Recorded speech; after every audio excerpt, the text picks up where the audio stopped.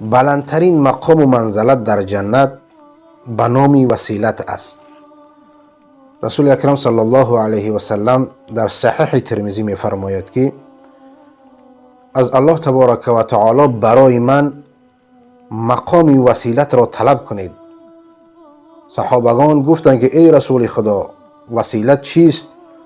رسول اکرم صلی الله علیه و سلم فرمود وسیلت این بلندترین مقام و منزلت در جنت است که تنها یک شخص می تواند که آن را از خود کند و آرزو دارم که آن مقام و منزلت نصیب من گردد. از همین لحاظ است که بعد از اذان ما دعا میکنیم که اللهم رب هذه الدعوة التامة والصلاة القائمة آت محمدا الوسيلة والفضيلة وابعثه مقاما محمودا الذي وعدته وارزقنا شفاعته يوم القيامة إنك لا تخلف الميعاد.